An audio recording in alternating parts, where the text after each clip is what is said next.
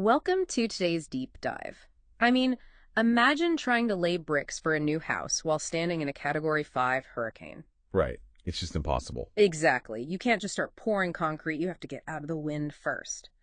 So today, our mission is exploring Orrie Karim's guide called The First 30 Days Strategy. Yeah, which is basically a literal masterclass in intentionally rebuilding life after homelessness. It really is. It's all about moving from sheer survival to actual strategy.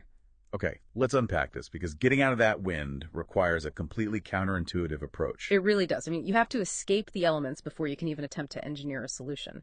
Karim mandates that the first 72 hours are purely about safety and stabilization. Which means what exactly? Well, that means securing temporary shelter and gathering what the guide calls access points. You know, your essential documents like IDs, birth certificates, social security cards. Right, because without those, you literally cannot access housing or employment services. Exactly. But then Karim suggests that by day 4, you implement a rigidly scheduled routine.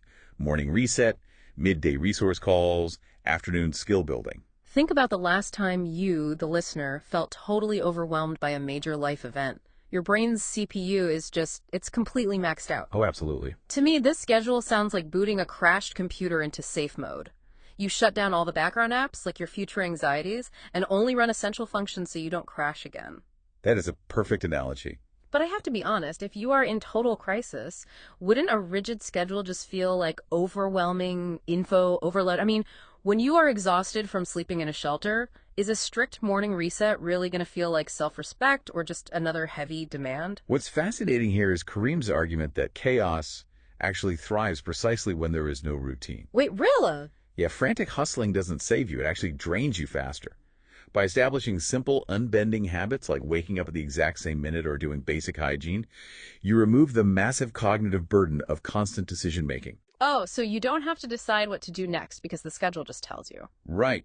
Structure isn't a burden. It is your first form of self-respect.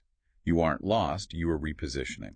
So the routine actually acts as a cognitive shield. That makes so much sense. And once that safe mode stops the emotional bleeding, the challenge completely shifts, right? Yes. You go from needing pure safety to needing momentum.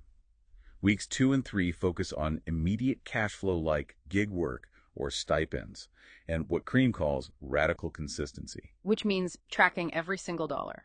Yes, but this isn't just about budgeting.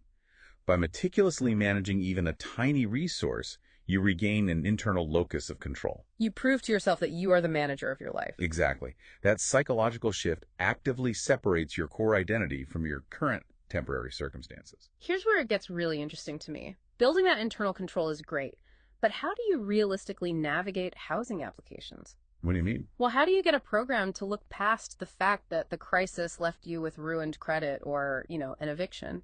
If we connect this to the bigger picture, Karim offers an incredibly powerful reframing here.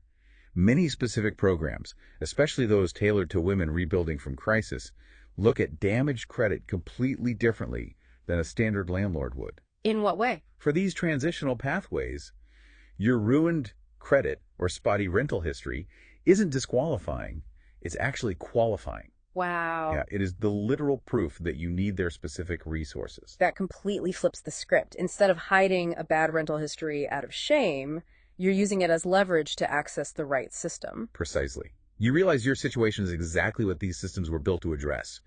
And managing that narrative builds the emotional armor needed for week 4. Which focuses on long-term goals and protecting your mental space. Right. Karim notes that progress does not require permission. You don't need everyone around you to validate your journey. Because you've already validated it yourself through that rigid 30-day tracking. The underlying thesis of the guide is clear. These first 30 days won't magically fix everything, but they fundamentally move you from reacting to planning. You aren't starting over. You are starting from experience. Yeah. It's a pragmatic blueprint for building a foundation of stability out of total chaos. Which brings us to a final thought for you, the listener, to mull over today. If 30 days of strict micro-habits and intentional repositioning can transition someone from the absolute overwhelming chaos of homelessness to a foundation of clarity, how might applying this exact 30-day framework transform a lesser everyday crisis in your own life?